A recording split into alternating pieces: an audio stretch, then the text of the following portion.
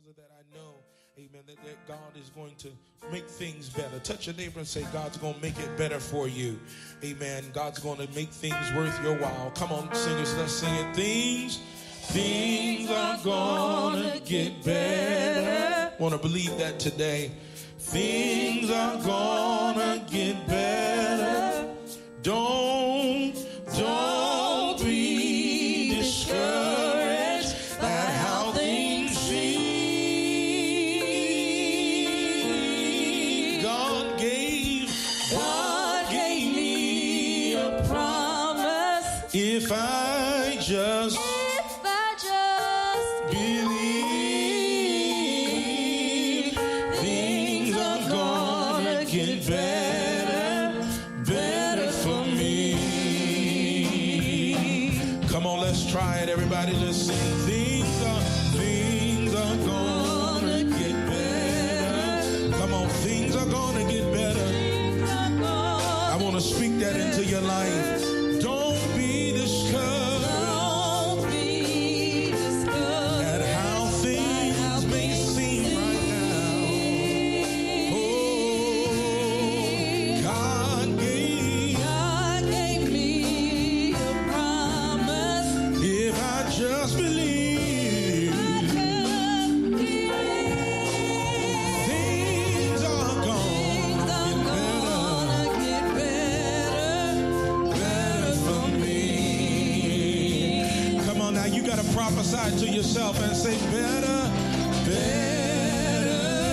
for me, better for me, better for me. It's gonna get better. Come on, you gotta believe it. Better for me. Sometimes you're worried about everybody else and you're praying for everybody else, but you gotta say it for yourself. Better for me. Better for me. It's gonna get better. Oh, better for me. Come on, stay right there. Better for me. Come on, better for me. It's gonna get better for me. Better for me. Come on, one more time. Better for me. It might seem hard right now, but it's gonna get better. It's gonna get better. Amen. Let's go to the Word of God. Acts 27. Acts the 27th chapter and the 22nd through the 24th verse. I'm going to do a bit of reading this morning, and I want you to join in with me in the reading. I believe that God's going to say something to us and encourage us on this morning. Amen. Acts 27, Acts chapter 27, and beginning at verse number 22 through verse number 24, and then we're going to jump down to verse number 26, and then we're going to close out around verse number 40 or so. Acts 27 and 22 to 24 reads on this wise, and now I exhort you to be of good cheer, for there shall be no loss of any man's life among you, but of the ship. For there stood by me this night the angel of God, whose I am and whom I serve, saying, Fear not, Paul, thou must be brought before Caesar. And lo, God have given thee all them that sail with thee. Acts 27 and verse number 5. Wherefore, sirs, be of good cheer, for I believe God, that it shall be even as it was told to me. Let's go down to verse number 31. Paul said to the centurion and the soldiers, except these abide in the ship, ye cannot be saved. I want to say that one more time because this is somewhat where our situational text is going to come. Paul said to the centurion and to the soldiers, except these abide in the ship, ye cannot be saved. Let's drop down to verse number 42. 42 all the way down through 44. You have it? And the soldiers' counsel was to kill the prisoners, lest any of them should swim out and escape. But the centurion, willing to save Paul, kept them from their purpose, and commanded that they which could swim should cast themselves first in the sea and get to land. Verse number 44, and the rest, some on boards, some on broken pieces of the ship. And so it came to pass that they all escaped safe to land. Father, we thank you for your word, and we thank you for this another opportunity to share your word with your people. We pray now, God, that we will speak words of life and encouragement and strength to your people that will cause them to live and cause them to be encouraged in your mighty, precious name. Take me out of myself and free me in you, that I might minister and say only what you would have me to say. In Jesus' name, amen and amen. As you're taking your seat, amen, I want you to just encourage someone and look at them and tell them, stay on board, even if you only have a broken piece. Yes, you might be seated. Stay on board, even if you only have a broken piece. We have been talking the last couple of Sundays. We've been dealing with a church on purpose. We've been dealing with the understanding and knowing how God has used the church and has caused the church to be his representative here on earth. And it is important that as we are understanding this, that we recognize that there's nothing wrong with being a part of the church. There's nothing wrong with owning the fact that I am a member of the church. Not so much the physical location in the city or the state in which you live, but I am a part of God's universal church. I am a part of the church of God. Not only am I a part of the church of God, but I am also the church. Look at somebody and say, I am the church. And you are the church. But when it comes to God and his church, there are no gray areas. There are only absolutes. Y'all ain't saying nothing. When you are dealing with God, I want you to hear what I'm saying. Whenever you are dealing with God, you are not dealing with anything other than an absolute. It is not a gray area. It is not something that is up for debate. Y'all ain't helping me. The scripture of God is not something that we can debate or something that we can go over or we can share our opinion. Can I give you a warning? Don't ever get into a conversation with somebody about their opinion about what God has said. Y'all ain't. Either you believe it or you do not. But we do not cast our opinion on God's word. You have so many today that are deciding that, well, in my opinion, you can do whatever you want to do. And yes, you can. God has given us all the ability to choose what we will do. He has given us the ability to choose how we will serve him or whether or not we will serve him. But one thing that we do not have the right to do is say what God has said is something other than what he said.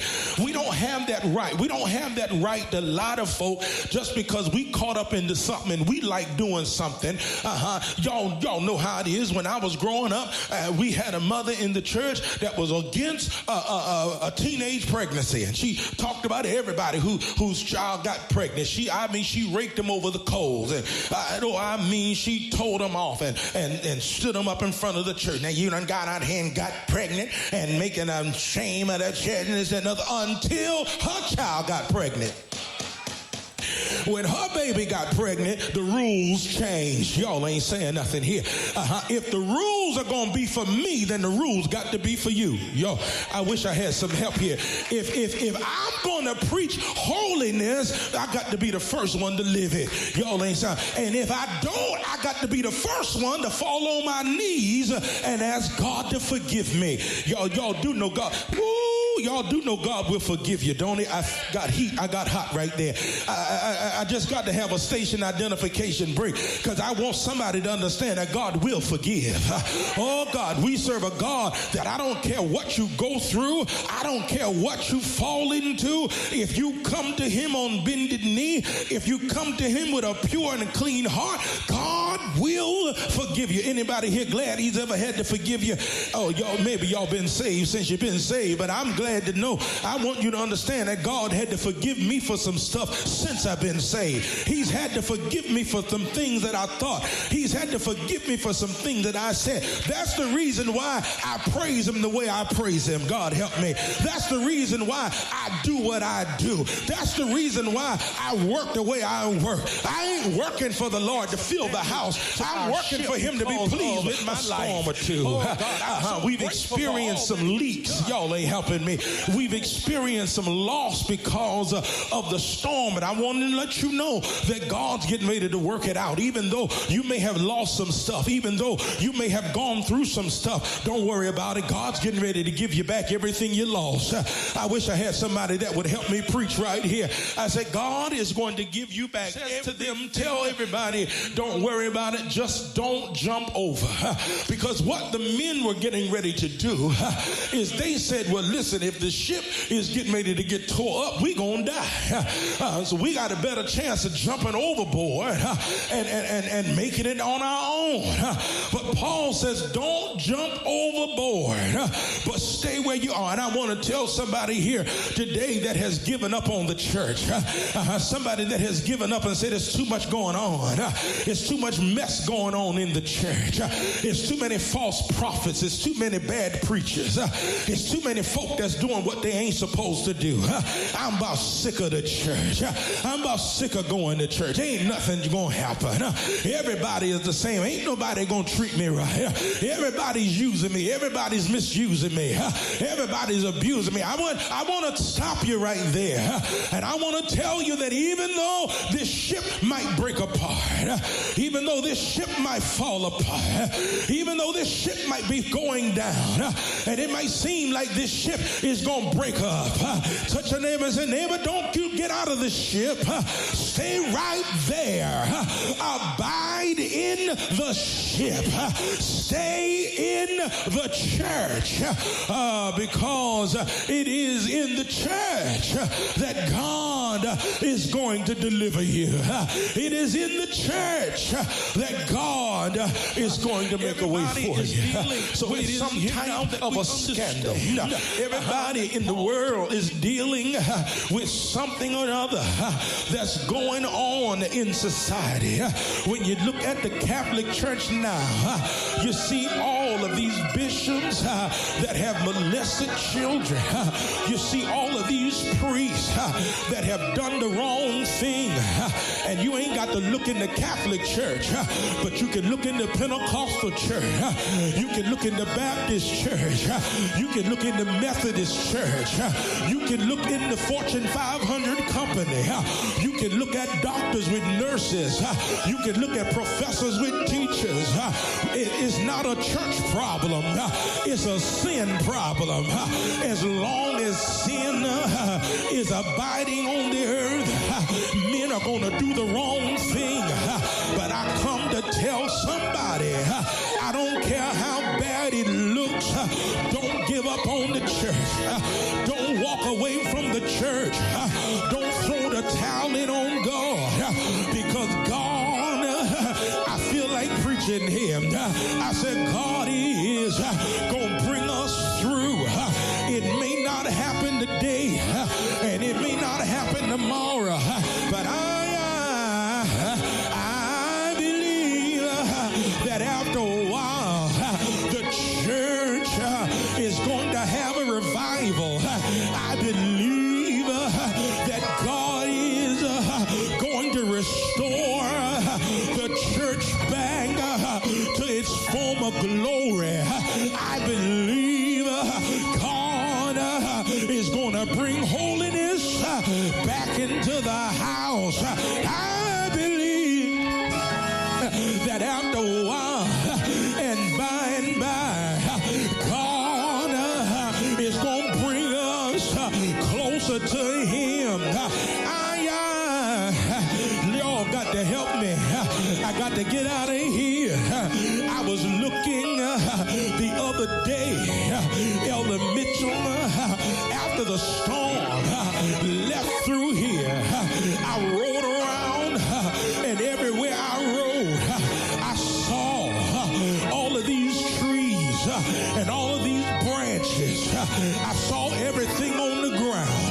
I saw wood, and I saw stuff moving around, and I looked at it again, and the Lord opened my eyes and caused me to see that everything that you see on the ground was dead already. Y'all ain't saying nothing. It took the storm to come through and shake the bush. I don't have nobody here. Every now and then you need God to shake you. Every now and then you need God to shake the dead weight off of you. Every now and then you need God to shake you from where you've been. You've been sitting down. Y'all ain't saying nothing. You've been sitting down long enough. But Isaiah picked it up and said, arise, for the daylight has come, and shake thyself. Shake the dust from you. Y'all ain't saying nothing. Every now and then, God would allow the storm to come into our life to shake off the dead weight. I looked at the palm trees, and they had all of the dead palm branches on the ground.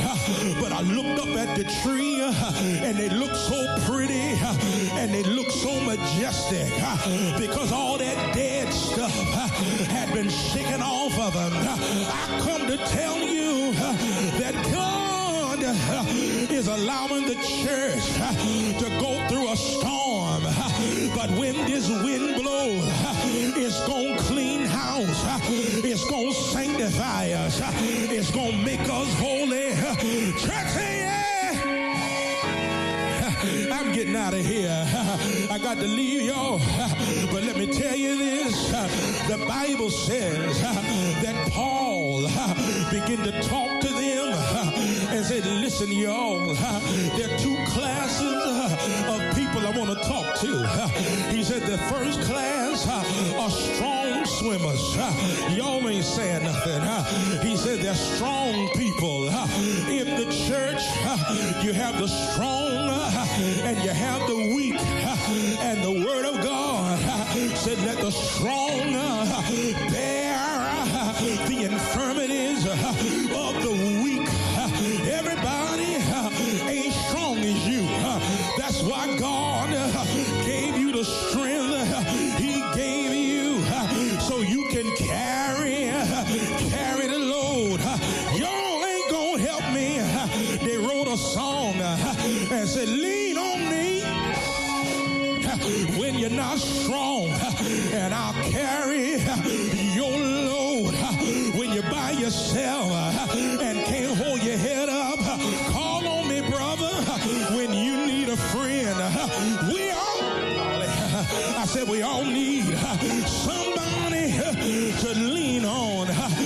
said, those that are strong enough, get out and swim and make it to the shore. He said, but then there's those of y'all just got in this thing. You don't know 1,000 scriptures. You don't know how to pray like Ella Mitchell. You don't know how to preach like Paul. He said, but that's all right. He said, what I want you to do is grab on to a board. Y'all ain't. Don't worry. Don't worry. Don't worry. Don't worry. Don't worry. Don't worry. I said, don't worry about the ship, but just get on. Oh, Lord. Yeah. I was waiting on the change to come, and I feel like preaching now. He said, don't worry about getting in the church now. The church might suffer loss. He said, but all I need, all I need, all I need, all I need, all I need is for you to grab a hold of a broken piece.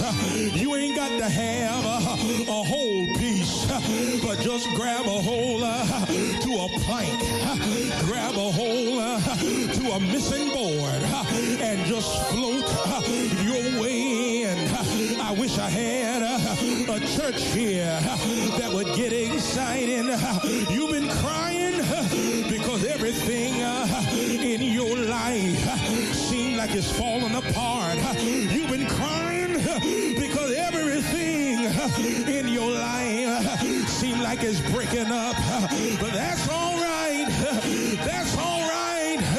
If everything is breaking up in your life, grab a hold to that board and ride the tide.